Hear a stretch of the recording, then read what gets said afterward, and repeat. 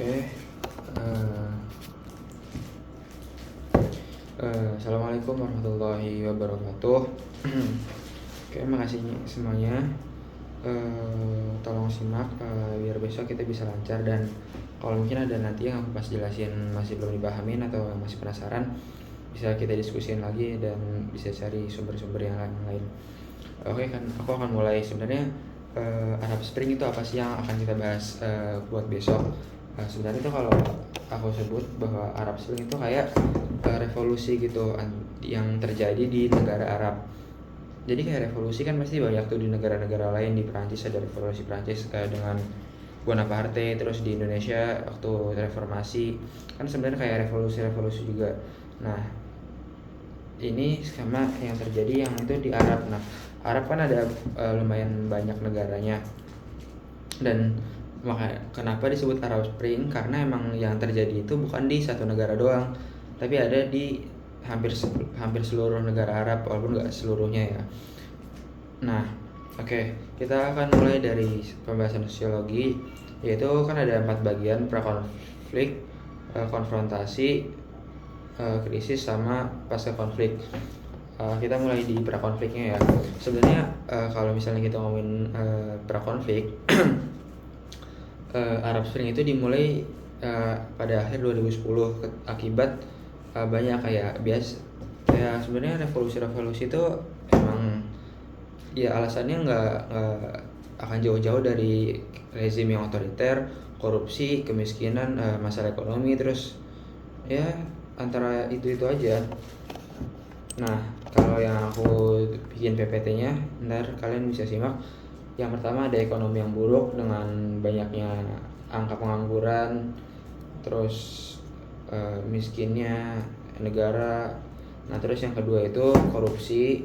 Terus yang ketiga represi politik, yaitu kayak pembatasan hak berbicara gitulah. Jadi kita nggak bisa berpendapat dengan bebas. Nah, habis itu pemerintahannya yang otoriter. Nah, jadi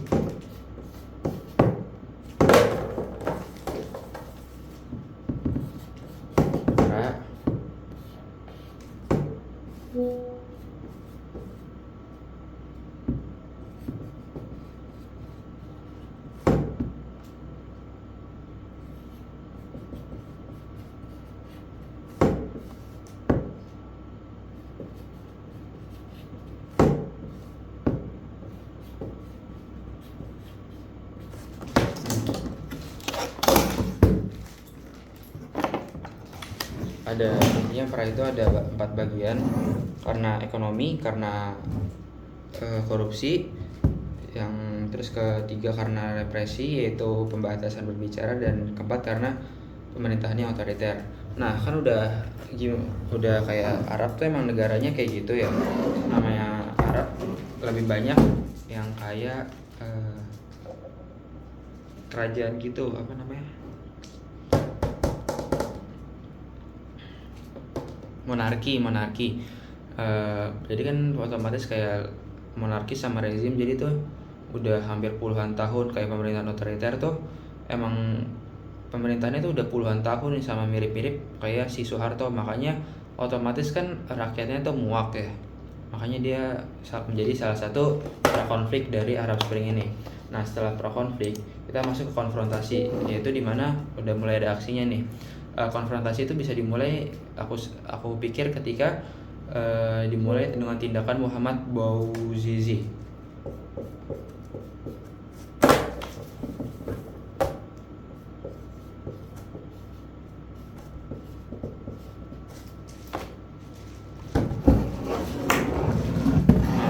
Ketika itu Bouazizi ini yang merupakan seorang sandwich generation, bisa disebut kayak gitu karena dia ini seorang pedagang kaki lima. Enggak sih, awalnya dia tuh kayak orang miskin, orang tuanya ayahnya meninggal, dan dia jadi orang miskin gitu. Nah, dia harus ngebiayain biaya keluarganya kan. Nah, tapi emang pemerintahnya yang tadi udah aku sebutin, yaitu dia korupsi. Jadi pemerintah tuh kayak pungli gitu lah. Kalau biasanya di Indonesia yang pungli itu masih ormas-ormas, di sana yang pungli udah, sebenarnya yang di Indonesia juga ini enggak sih, banyak juga polisi, sama aja kayak emang di sini Bauzi ini yang setelah dia jadi orang miskin, dia udah beranjak dewasa, dia jadi sandwich generation, akhirnya dia jualan kaki lima.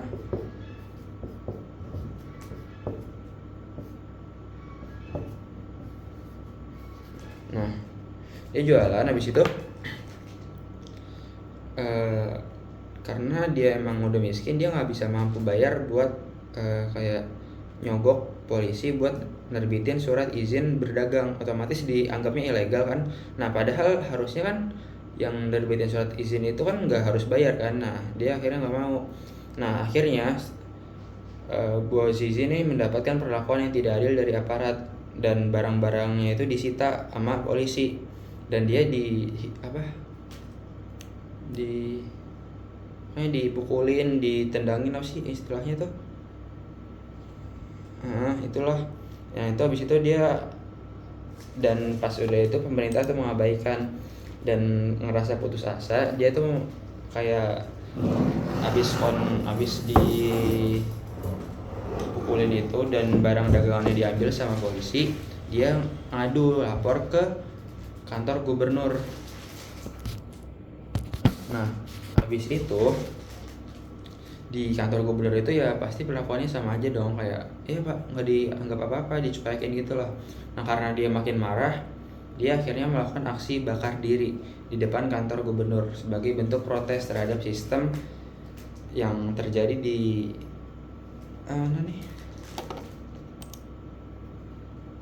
Tunisia ini. Nah akhirnya karena dia bakar diri itu di depan kantor gubernur kan, yang otomatis kantor gubernur itu letaknya itu di jalan utama kan, kayak ibaratnya kalau kantor gubernur Jakarta kan di depan Monas, otomatis kalau kayak di Tunisia juga pasti di ring satunya lah istilahnya. Dan itu kan pasti ramai banget, viral nih. Karena viral, otomatis rakyat Tunisia tuh protes, kenapa ada pedagang yang sampai kayak gini. Akhirnya hanya dalam beberapa hari demonstrasi pecah tuh di berbagai kota di Tunisia. Nah abis Tunisia itu ternyata nasib Bouazizi ini akhirnya setelah beberapa hari, sekitar nggak tahu detailnya nanti deh, setelah beberapa hari Bouazizi ini meninggal karena ya nama bakar diri, 90% tubuhnya kebakar, walaupun udah dibawa rumah sakit juga ya udah meninggal akhirnya. Dan pas proses pemakamannya, Bouazizi itu banyak banget yang ngiringin, banyak banget pelayatnya, dan pelayatnya itu banyak yang anggap Bouazizi ini bahwa dia ini kayak martir gitu lah, yang berani melawan pemerintah. Nah karena mulai aksi ini akhirnya makin akan memicu banyak aksi yang sama kayak bakar diri ini di Tunisia, ada berapa puluh gitu, terus banyak lagi deh. Intinya karena aksinya Bouazizi ini akhirnya itu menyebar ke berbagai kota di Tunisia, dan banyak banget deh. Nah otomatis kan demonstrasinya nih yang tadinya kayak kecil-kecil gitu bener-bener besar banget, sampai jutaan orang turun di jalan. Dan akhirnya dan ini kan masuk ke konfrontasi, akhirnya viral dari Tunisia nyebar lagi ke Mesir, ke Libya, Suriah, Yaman dari konfrontasi ini. Nah habis itu mulai kita masuk nih ke bagian yang ketiga, yaitu krisis, yaitu puncak demonstrasi sama konfliknya.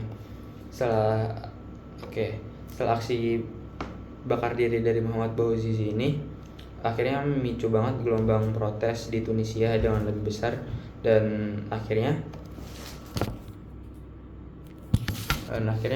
Bouazizi ini akhirnya demonstrasi ini nyebar ke negara lain dan menyebabkan krisis besar.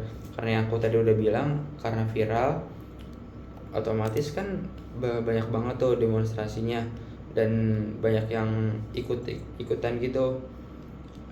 Dan karena demonstrasinya banyak, nah respon pemerintahnya malah kayak mukul mundur gitu, dan terjadi bentrokan antara massa dan aparat keamanan. Terus akhirnya rakyat menyerbu kantor pemerintahan dan menuntut pengunduran diri Presiden Zainal Ali Abidin bin Ben Ali. Nah, pada 14 Januari 2011 Ben Ali lari karena emang di negara Tunisia ini udah nggak aman.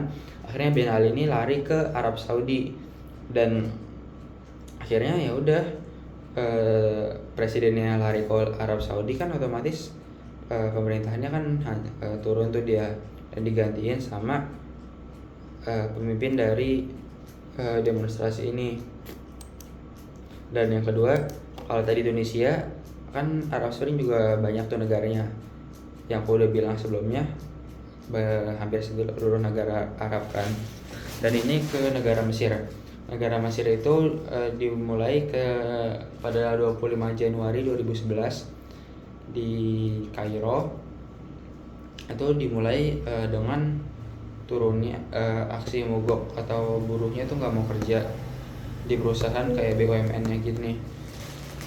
Dia ini yang dituntut sama buruhnya ini sama kayak di Tunisia, pengen presidennya ini yang bernama Hosni Mubarak mundur karena dia udah berkuasa sekitar 30 tahun. Dan ini kan udah lama banget kan, sama kayak Soeharto. Dan akhirnya setelah banyak banget tekanan dari rakyatnya, akhirnya Hosni Mubarak ini udah mundur. Tapi ya sama kayak di Tunisia, akan ada bentrokan juga antara demonstrasi dan polisi atau pasukan bersenjata, dan akhirnya menyebabkan ketidakstabilan politik. Habis itu lanjut ke negara yang ketiga, yaitu Libya. Nah, di mana Libya ini pada 15 Februari 2011, artinya aksinya ini kayak dempetan gitulah, Tunisia, terus Mesir, terus ke Libya. Yaitu sama protesnya itu mirip kayak di dua negara yang aku jelasin sebelumnya, pengen nuntut presidennya mundur, yaitu Muammar Gaddafi yang berkuasa sejak 1969, artinya udah sekitar 50 tahun. Nggak nyampe 40 tahunan lah. 40 tahunan untuk mundur. Dan Gaddafi-nya ini malah kayak nggak mau gitu loh, kekeh buat nahanin kekuasaannya. Dan karena emang Gaddafi ini udah nggak disukain sama negara-negara NATO dan PBB, otomatis kayak Prancis, Inggris, Amerika dan sekutu-sekutunya lah, dia malah ikut-ikutan ke negara Libya ini buat nyerang si Gaddafi. Akhirnya Gaddafi ya udah terdesak kan, banyak negara-negara Eropa tadi juga masuk ke Libya. Gaddafi akhirnya ditangkap dan dibunuh pada Oktober 2011, dan pemberontakan terus menerus. Nah, kan negara selanjutnya itu Suriah, negara keempat kan. Nah, kalau tadi Libya pada Februari, Suriah ini Maret, jadi berselang 1 bulan. Demonstrasinya mirip aja sama yang sekarang dituntut itu untuk mundur, yaitu Bashar Assad. Dan Bashar Assad merespon dengan sama aja, kayak nangkep, disiksa, terus dibantai demonstrasinya. Siklusnya gitu-gitu aja sih sebenarnya. Terus dan akhirnya kayak Suriah, kalau misalnya itu tadi siapa, Libya sama Mesir sama Tunisia itu presidennya akhirnya mundur. Nah, kalau Suriah ini berbeda karena si Bashar Assad ini masih berhasil mempertahankan kekuasaannya, karena dia ini didukung sama Rusia yang karena ada bantuan dari negara luar, ya dia masih bisa tuh lawan demonstrasi. Akhirnya yang demonstrasinya ditangkapin, terus dibantai dan masukin ke penjara. Nah, oke, Suriah udah, kita masuk ke Yaman. Nah, oke, Yaman ini sama tujuannya nuntut presidennya itu Ali Abdullah Saleh mundur setelah 33 tahun berkuasa. Dan responnya dari pemerintah juga sama, menembaki demonstran dan menyebabkan kemarahan nasional. Dan kalau yang di Suriah itu masih berhasil, kalau Yaman nggak berhasil mempertahankan kekuasaan dan demonstrasi itu akhirnya berhasil mendapatkan tujuan mereka, yaitu si Ali Abdullah Saleh ini mundur dari kekuasaannya. Nah, Yaman ini kalau kita dalamin lebih lanjut lagi akan lebih enak untuk dibahas, karena Ali Abdullah Saleh ini punya wakil. Nah, wakil presiden akhirnya kan karena Ali Abdullah Salehnya itu pergi ke luar negeri karena takut sama demonstrasi, dia naikkan jadi presiden.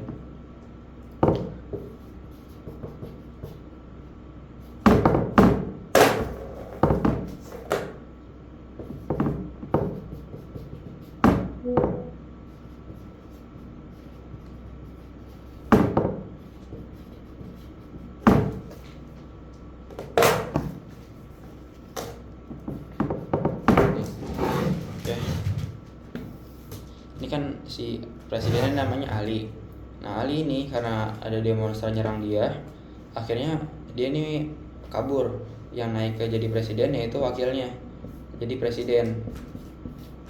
Nah, tapi karena dia kabur, dia masih pengen jadi presiden. Nah, dia kabur, dia pengen kerjasama sama pemberontak. Karena menurut pemberontak,